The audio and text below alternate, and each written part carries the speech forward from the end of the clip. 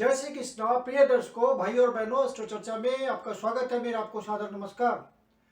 आज के वीडियो में जो मीन लग्न के व्यक्ति अर्थात पाइसेज असेंडेंट है, उनका फरवरी माह कैसा गुजरेगा उस पर एक संक्षिप्त पर चर्चा करेंगे। नए दर्शकों को बता दूं कि वो कैसे पता करें कि वो मीन लग्न के व्यक्ति हैं। तो अपना बर्थ डिटेल्स किसी अच्छे एस्ट्रो के सॉफ्टवेयर में डालें जो लग्न कुंडली बनकर आती है, जिसको D1 चार्ट भी कहते हैं। उसके यदि प्रथम भाव में 12 नंबर लिखा हुआ हो तो आप मीन लग्न के व्यक्ति हुए अर्थात पाइसेज असेंडेंट हुए।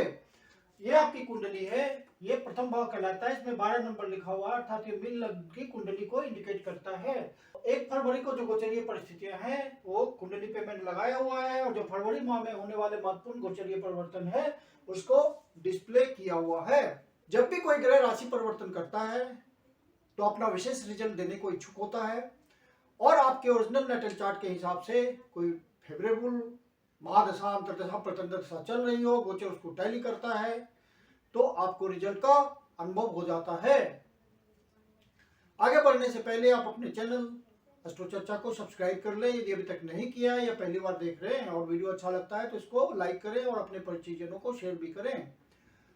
आपके लग्नेश गुरु महाराज पहले से ही लग्न पे ही गोचर कर रहे हैं, प्रथम भाव पे गोचर कर रहे हैं, और लग्न पे गुरु का गोचर करना बहुत ही शुभ होता है। यहां से वो पंचम भाव पे ब्लेसिंग कर रहे होते हैं, मतलब आपके पूर्व पुण्याज के भाव पे ब्लेसिंग कर रहे होते हैं और भाग्य भाव पे ब्लेसिंग दे रहे होते हैं, तो उनका रिजल्ट पहले से ही आपके लिए फेवरेबल है। 17 जनवरी को शनि महाराज अपने राशि परिवर्तन करेंगे और अब 2.5 साल के लिए अपनी मूल त्रिकोण राशि कुंभ राशि में गोचर करेंगे। कुंभ राशि फुलफिलमेंट ऑफ डिजायर की राशि है, गेन की राशि है, तो आपकी इच्छा पूर्ति शनि महाराज करेंगे। शनि महाराज आपके 12वें भाव पे गोचर करेंगे और लंबे समय के लिए गोचर करेंगे। तो आपको ये संदेश देना चाह रहे हैं शनि महाराज कि आपको मौका मिले स्थान परिवर्तन करने का, भाग्य को जगाने का। शनि महाराज आपको अपॉर्चुनिटी देंगे तो आप उसको गवाना नहीं है, आपको उस अवसर को अपने फेवर में कर लेना है। शनि महाराज मेहनतकश इंसान को पसंद करते हैं, और अपॉर्चुनिटी जब देते हैं तो वहां पे मेहनत की जरूरत पड़ती है, क्योंकि शनि महाराज आपको मेहनत कराएंगे। बिना मेहनत का रिजल्ट नहीं देते, पसीना बहाना होता है शनि महाराज को, और आप पसीना नहीं बहाएंगे तो शनि महाराज का रिजल्ट नहीं आना। तो आपको जो भी अपॉर्चुनिटी जाएगी आप सावधान रहिएगा। शनि महाराज आपके लिए अवसर जरूर लाएंगे, क्योंकि इच्छा पूर्ति उनको करनी है, आपको धन कमा के देना है अवसर के थ्रू। तो आप इन सब बातों के लिए तैयार रहिएगा। जब भी आपको मौका मिले घर से निकलने का, डिस्टेंट प्लेसेस जाने का, कोई अपॉर्चुनिटीज को अपने फेवर में करना है, बाहर जाना है, तो आप बिल्कुल सहज रूप से उसको स्वीकार कीजिएगा। आलस्य प्रमाद में नहीं जीना है, क्योंकि शनि महाराज को ये सब बातें पसंद नहीं है, और अवसर आपके हाथ से निकल भी जाएगा आराम से, तो इस बात का ध्यान रखिएगा। फिर शनि महाराज यहाँ गोचर करते हुए आपके कुटुंब भाव पे तीसरी दृष्टि डालेंगे। तो शनि महाराज आपको लंबे समय के लिए ये संदेश दे रहे हैं कि कुटुंब जनों के साथ मिलजुल के चलना है, उनके आदेश का पालन करना है। यदि आप अपने माता पिता का व्यापार को आगे बढ़ाते हैं, उनके साथ काम धंधा करते हैं, तो सहर्ष से उनके आदेश को स्वीकार करना है। आप अपनी बात जरूर रख सकते हैं, लेकिन आप अपनी बात नहीं मनवाना है आपको, क्योंकि शनि महाराज की सहमति होगी। जब बड़े बुजुर्ग का आप आदर करेंगे, उनका मान सम्मान करेंगे, तो आप वहां पे रिजल्ट पाएंगे। शनि महाराज लंबे समय के लिए आपके 12वें भाव पे हैं और रिजल्ट देने के लिए तत्पर भी हैं, यदि आप उनके हिसाब से चलते हैं। तो अपने फूड हैबिट्स को ठीक रखेंगे, अपनी आदतों को ठीक रखेंगे, कोई बुरा व्यसन आपको नहीं पालना है।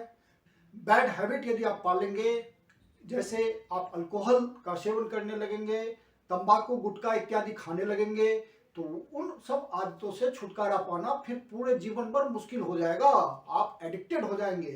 जो भी गलत आदत पालेंगे, शनि महाराज आपको उत्साहपूर्वक बढ़ावा दे देंगे और आप उस आदत में इन्वॉल्व हो जाएंगे और एडिक्टेड हो जाएंगे। तो इस बात का ध्यान रखना है। शनि महाराज ये सब आपको समझाने की कोशिश करेंगे 12वें भाव पे जा करके। जो आप व्यय करेंगे वहां आपको बहुत सोच समझ के व्यय करना है, क्योंकि शनि महाराज 12वें भाव पे हैं और आप अपनी मेहनत से कमाए हुए गाढ़ी कमाई को गलत ढंग से व्यय कर देंगे तो शनि महाराज की नाराजगी आपको झेलनी पड़ेगी।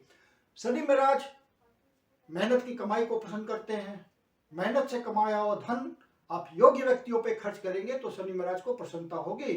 जहां कोई जरूरतमंद है, रियल में जरूरतमंद है, वहां खर्च कीजिए, शनि महाराज की ब्लेसिंग आएगी।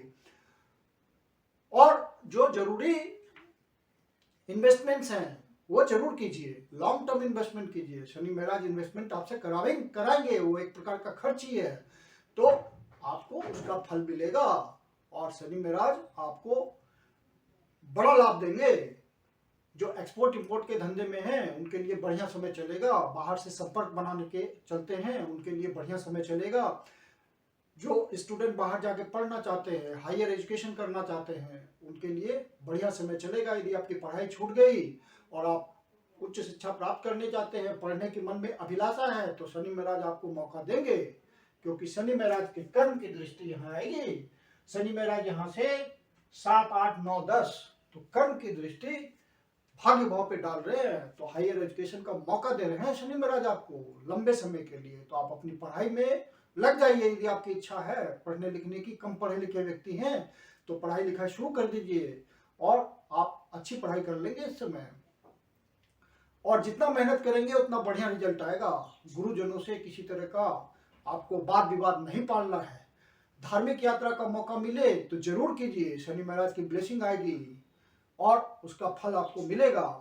आप धार्मिक यात्रा के थ्रू कमाते हैं या लंबी यात्रा के थ्रू कमाते हैं, विदेश जाके कमाते हैं, तो आप अपने प्रयासों में वृद्धि कर दीजिए, भाग्य का साथ मिलेगा, क्योंकि शनि महाराज डिस्टेंट प्लेसेस वाले भाव पे गोचर कर रहे हैं।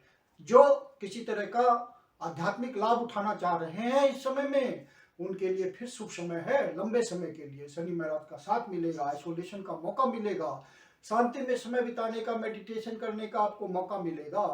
तो इन सब बातों में आप यदि इंटरेस्टेड हैं तो समय का लाभ उठाइएगा। शनि महाराज का ये गोचर आपके लिए वरदान साबित होगा।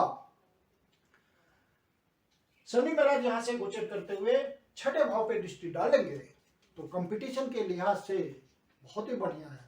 जो किसी ऐसे प्रोफेशन में हैं जहां झगड़ा विवाद वगैरह होता है, किसी तरह का सामना करना पड़ता है शत्रु का, तो उन सब क्षेत्रों में ये बहुत बढ़िया रिजल्ट आएगा। कोर्ट कचहरी का मामला होगा, आपके फेवर में आना होगा और गुरु महाराज की ब्लेसिंग आ गई किसी तरह से, तो आपको रिजल्ट मिल जाएगा। बल्कि जो भी हम कर्म करते हैं उसमें शनि महाराज की भी इच्छा होती है और गुरु महाराज की भी इच्छा होती है। शनि महाराज की इच्छा के बिना तो कोई कर्म होता ही नहीं है। तो आपको शनि महाराज अच्छा भी बनाते हैं और शनि महाराज खराब भी बनाते हैं। वो आपके कर्म हैं जो आपको अच्छाई की तरफ ले जाते हैं, वो आपके कर्म है जो आपको बुराई की तरफ ले जाते हैं। तो वो मनुष्य के हाथ में होता है कि वो अच्छा कर्म करे या बुरा कर्म करे। तो शनि न्याय प्रदाता है, निष्पक्ष भाव से रिजल्ट देते रहते हैं। तो आप ध्यान रखिए कि आपसे किसी का अहित न हो, अच्छे कर्म करते रहिए, निष्ठा, ईमानदारी और धैर्यपूर्वक अपने कर्म में लगे रहिए और शनि महाराज का सुंदर रिजल्ट आता रहेगा निष्पक्ष रूप से। इस महीने शुक्र महाराज भी शनि महाराज के साथ 12वें भाव पे भी ही गोचर कर रहे हैं। तो शुक्र और शनि का योग एक बहुत ही उत्तम श्रेणी का राजयोग होता है धन की दृष्टि से। तो धन कमाने के अवसर भी आपको इस माह मिलेंगे। शुक्र महाराज आपके 3य भाव के स्वामी हैं और आपके 8म भाव के स्वामी हैं। तो लंबी यात्रा के थ्रू अचानक से कोई लाभ आपको मिल सकता है, कहीं आप इन्वेस्टमेंट कर सकते हैं अचानक से, और वो अचानक से किया हुआ इन्वेस्टमेंट बाद में आपको अच्छा फल दे सकता है। तो ये सब बातें होगी। सुख साधनों पे भी आप खर्च करेंगे, लाइफ स्टाइल चेंज करेंगे। यदि मौका मिलेगा, धन की प्राप्ति होगी तो खर्च करने की इच्छा भी होगी, तो जस्टिफाइड खर्च आप करिएगा। मंगल में राज तीसरे भाव पे गोचर कर रहे हैं, तो तृतीय भाव पे मंगल का गोचर बहुत ही अच्छा है।